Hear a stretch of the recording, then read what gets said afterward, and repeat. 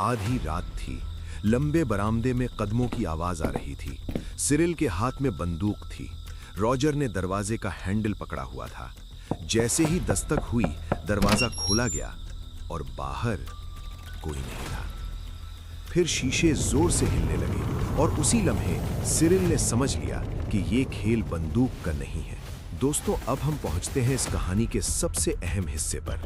Roger सिर्फ 72 घंटे दूर थे इस शैतानी सोसाइटी में मुकम्मल तौर पर शामिल होने से।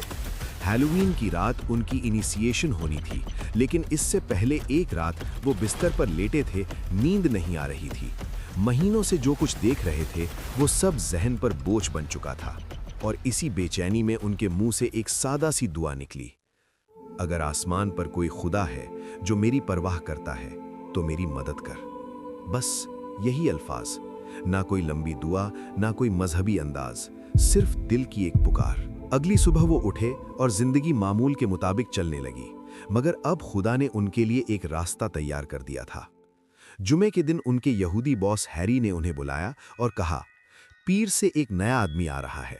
वो क्रिश्चियन है, मगर सैटरडे को काम नहीं करता, बिल्कुल हम यहूदियों की तरह। तुम पता करना कि वो किस डिनोमिनेशन से ताल्लुक रखता है, लेकिन उसे ये मत बताना कि मैंने पूछा है। रॉजर हैरान थे। एक क्रिश्चियन जो हफ्ते को मुकद्दस मानता है, ये उनके लिए नई बात थी। पीर की सुबह वो नया आदमी आया। उसका नाम था सिरिल ग्रॉसेट। उसे रॉजर के साथ वाली मशीन पर बिठा दिया गया। कुछ ही देर में रॉजर की मशीन मसला करने लगी। बार बार स्टिचेस स्किप हो रहे थे। बॉस आया, ठीक किया, फिर खराब। मैकेनिक आया, उसने भी ठीक किया, फिर खराब। रॉजर गुस्से में मशीन को गालियां दे रहे थे, कभी फ्रांसीसी में, कभी अंग्रेजी में, और इधर सिरिल खामोशी से अपनी मशीन संभालकर काम करता रहा। कॉफी ब्रेक पर सिरिल ने नरमी से कहा, मैंने देखा जब तुम्हारी मशीन खराब होती है तो तुम बहुत गुस्सा हो जाते हो, मगर मशीन तो एक बेजान चीज है, इस पर गुस्सा करने का क्या फायदा। रॉजर को इसका अंदाज बुरा नहीं लगा। फिर उन्होंने वही सवाल किया जिसके लिए उन्हें कहा गया था, तुम किस डिनोमिनेशन से हो? सिरिल ने जवाब दिया, मैं सेवेंथ डे एडवेंटिस्ट हूं। यह सुनकर रॉजर के जहन में बिजली सी दौड़ गई। एडवेंटिस्ट, यही वो नाम था जिसका जिक्र उस शैतानी हाई प्रीस्ट ने किया था। वही लोग जिनके बारे में कहा गया था कि शैतान उन्हें डिसीव नहीं कर सकता। रॉजर ने फौरन कहा, आज रात मुझे बाइबल में ये सब दिखाओ, आज रात, वरना कभी नहीं। सिरिल हैरान हुआ। उसने कहा, इतनी जल्दी क्यों? रॉजर ने जवाब दिया, वजह नहीं बता सकता, बस आज रात या कभी नहीं। सिरिल अपनी बीवी सिंथिया के साथ रहता था। दोनों बाइबल सीख रहे थे। सिरिल खुद अभी बाकायदा चर्च मेंबर भी नहीं बना था। उनके पास्टर ने उन्हें हिदायत दी थी कि एक हफ्ते में एक ही बाइबल स्टडी देनी है, ज्यादा नहीं, वरना लोगों को स्पिरिचुअल इंडाइजेशन हो जाएगा। लेकिन उस रात रॉजर उनके घर पहुंचे और पहली स्टडी शुरू हुई। टाइटल था वर्ड ऑफ गॉड। स्टडी खत्म हुई तो रॉजर ने फौरन कहा, अगली भी करो। उन्होंने समझा शायद शौक में कह रहे हैं, मगर दूसरी स्टडी के बाद भी यही हुआ, अगली भी करो। फिर तीसरी, फिर चौथी। और याद रहे, रॉजर चेन स्मोकर थे। कमरा धुएं से भर गया था। सिंथिया को सिगरेट स्मोक से एलर्जी थी, मगर दोनों मियां बीवी ने दिल में फैसला किया था कि अगर एक जान बचती है तो ये धुआं भी बर्दाश्त कर लेंगे। रात गए तक 4 बाइबल स्टडीज हुई। फिर रॉजर ने कहा, मैं कल रात फिर आऊंगा। सिरिल और सिंथिया एक दूसरे को देखते रह गए, क्योंकि वो जानते थे कि वो पास्टर की हिदायत से बहुत आगे निकल रहे हैं, मगर उन्हें महसूस हो रहा था कि यहाँ कोई गैर मामूली बात हो रही है।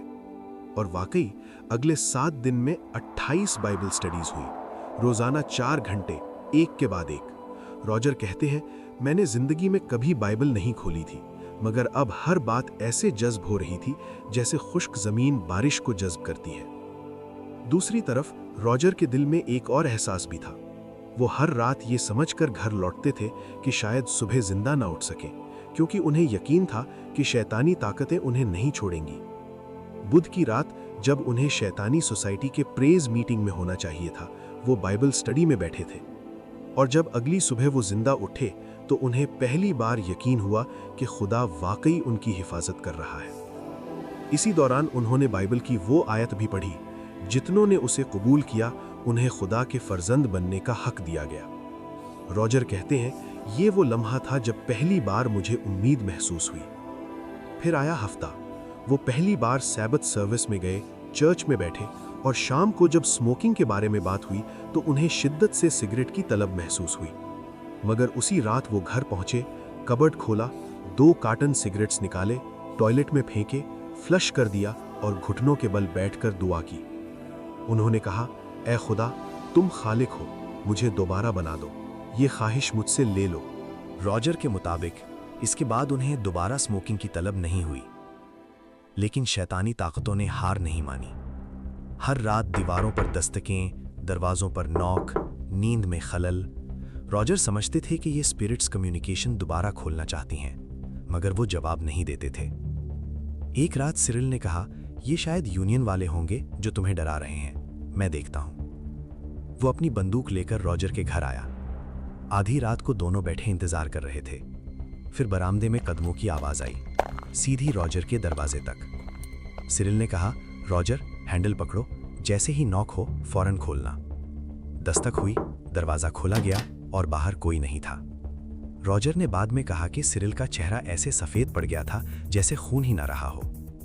अभी वो संभले भी ना थे कि कुछ देर बाद बैल्कनी डोर के शीशे जोर जोर से हिलने लगे। सिरिल उछलकर खड़ा हुआ और बोला, यहां से निकलो। और यही वो लम्हा था जब सिरिल ने मान लिया कि ये मामला फिजिकल नहीं, सुपरनैचुरल है। वो बाद में कहता है, इसी रात मैंने फैसला किया कि बंदूक छोड़नी है और बपतिस्मा लेना है।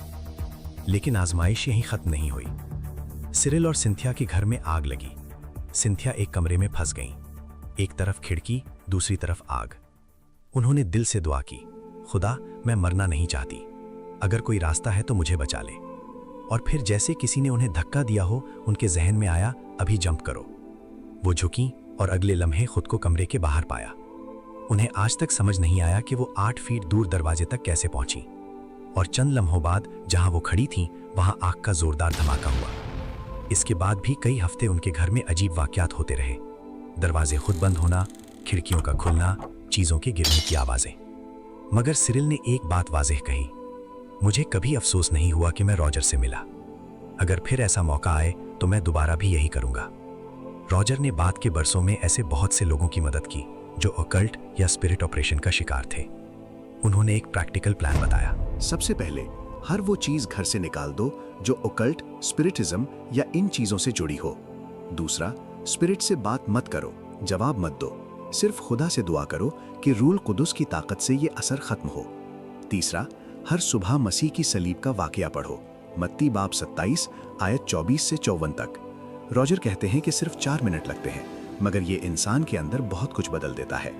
वो एक औरत की मिसाल भी देते हैं जो कैलिफोर्निया से फोन करती थी। उसके घर में चीजें हरकत करती थीं, बाइबल दीवार पर फेंकी जाती थी, कदमों की आवाजें आती थीं। रॉजर ने पूछा, किसी स्पिरिटिस्ट ने तुम्हें कुछ दिया है? पता चला एक अंधी औरत जो अपनी मरहूम माँ से बातें करती थी, उसे बाइबल, स्कार्फ और कुछ और चीजें दे गई थी। रॉजर ने कहा, सब कुछ घर से बाहर निकालो, फिर मत्ती 27 पढ़ो। अगले दिन उस औरत ने फोन करके कहा, सब कुछ ठीक हो गया। आखिर में रॉजर का पैगाम बहुत वाज़ेह था, शैतान हकीकी है, उसकी चालें भी हकीकी हैं, मगर खुदा की ताकत उससे कहीं बड़ी है। वो शख्स जो शैतानी सोसाइटी के दरवाजे तक गया, जिसने अंधेरी दुनिया को अपनी आंखों से देखा, वही शख्स आखिरकार ये कह रहा था कि असल कुव्वत सलीब में है, दुआ में है और खुदा के कलाम में है। और शायद यही इस पूरी कहानी का खुलासा है। जंग हकीकी है, मगर निजात भी हकीकी है। अगर आपको ये कहानी मुतासिर कुन लगी तो इसे ज़रूर शेयर कीजिए और बताइए कि इस पूरी दास्तान का कौन सा हिस्सा आपको सबसे ज़्यादा हैरान कर गया।